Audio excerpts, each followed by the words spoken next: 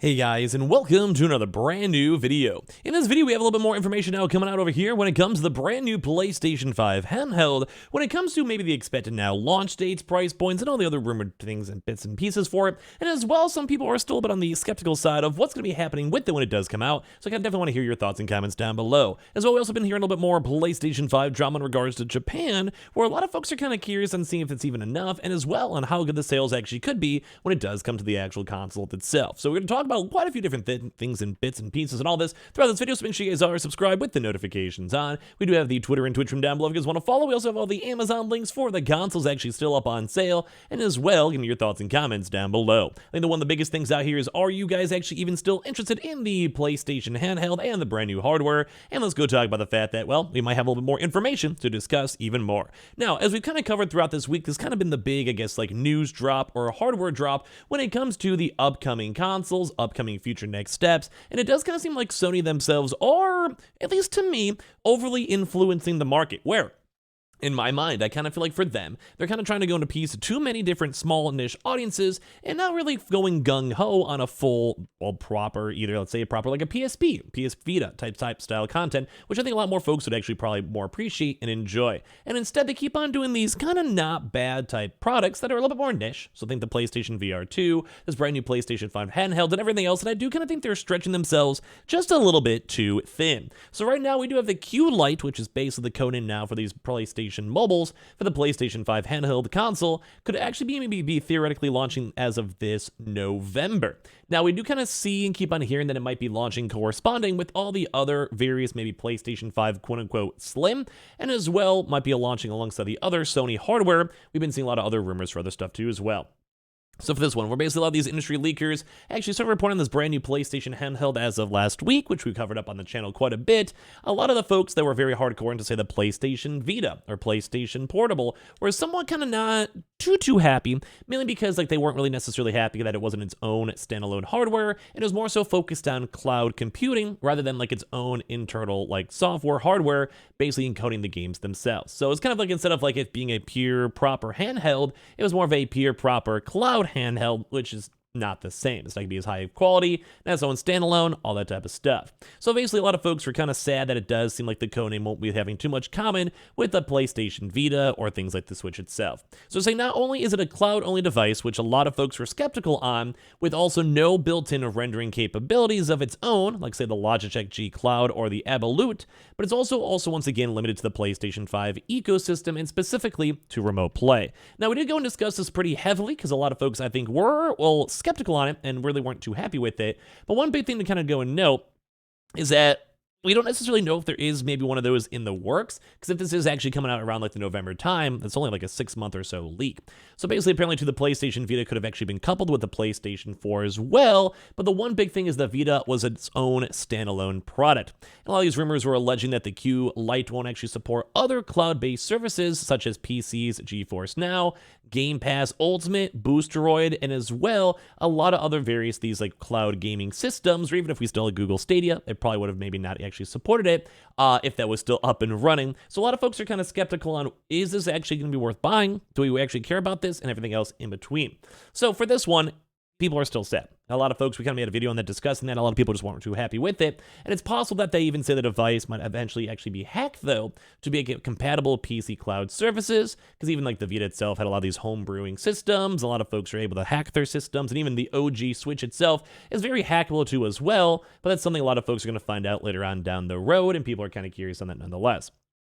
So reception on the initial info dump has been mixed, to say the least, and I'm kind of in the same boat. But one kind of big thing to note is that we actually have the price points and other things too, and I want to hear your thoughts on it. So it sounds like they won't actually have to wait too long for the official announcements from Sony, because after people were talking about this stuff and talking about the details, Tom Henderson even said his sources believe the Q Lite will be released as of this November. So it should be one of those holiday season releases, and I think a lot of folks are also kind of curious too as well with the PlayStation 5 Slim. So it might just be a corresponding maybe double launch, or as well might be actually specifically launched to make sure they're all good.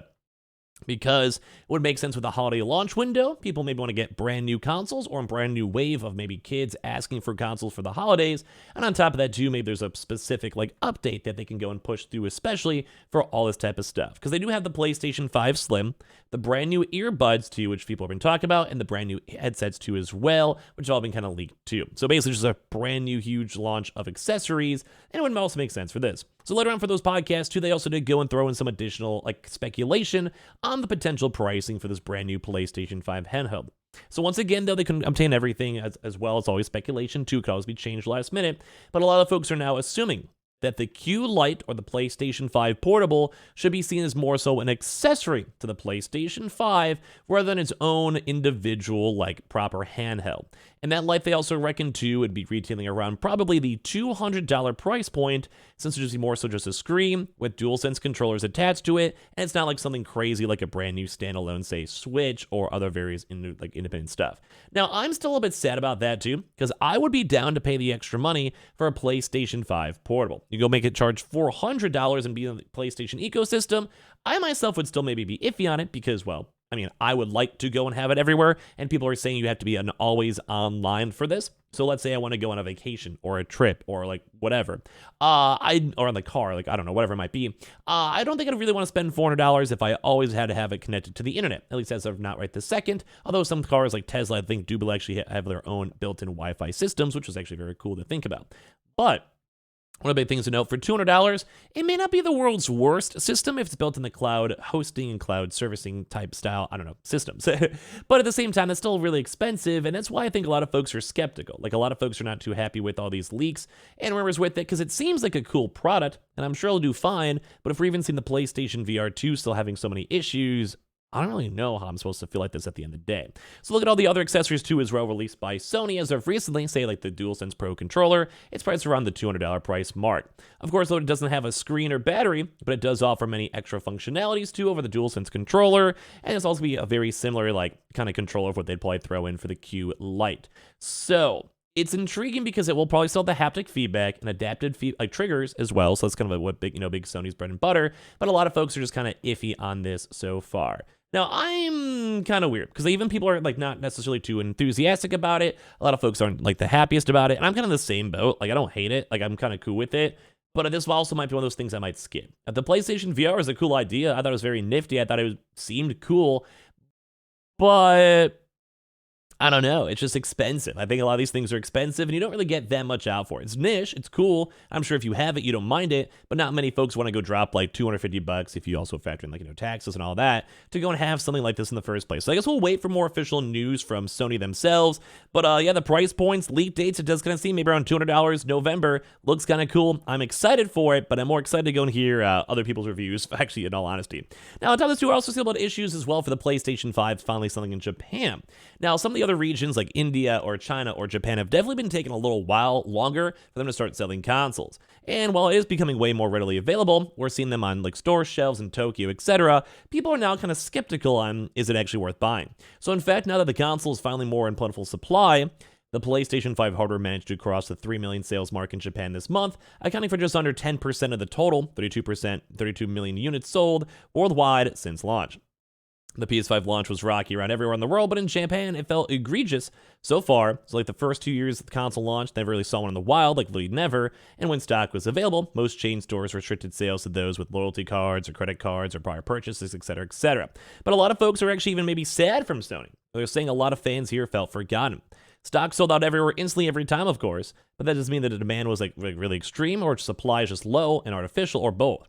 Well, total weekly sales hovering around the 15,000, 20,000 mark for that one. Many gamers complained that they couldn't get one. It seems just pretty clear that this works not getting a really high amount of consoles themselves, and people were just sad about it. Because the country itself had 130 million people, and on top of that, one of the biggest gaming markets too was also the birthplace of Sony. They kind of were feeling like, hey, we should have had some attention on this, and we should have known, like, hey, like, hook us some extra stock. Like, we're literally like the OG company over here from Sony. And then a lot of people were saying it became a meme over time, or even became into popular culture, and these other different types of groups as well. We're talking about the references too, and everything else too is hard, like even with the PS5s being sold out, we're having all these people mention this too as well. And even on top of this, with them never even really selling consoles, it also then once again price point wise even went up, and people are just upset with it too on top of that. So a lot of folks are kind of happy where they won't have like a sour taste in their mouth when it comes to Japan. And I want to talk about this a little bit more in a future video, but it just kind of seems like some folks are just like, well, you could have had me at launch, but you just didn't have the stock available. Why do I care now? So give me your thoughts and comments on almost all this stuff as well. Give me your, just I guess, Twitter and Twitch room down below if you guys want to follow, or subscribe to the YouTube channel if you guys would like. We also do have the Amazon links and everything else all in between. And I appreciate you guys all so much for watching. I'll have a few more videos all throughout the rest of today.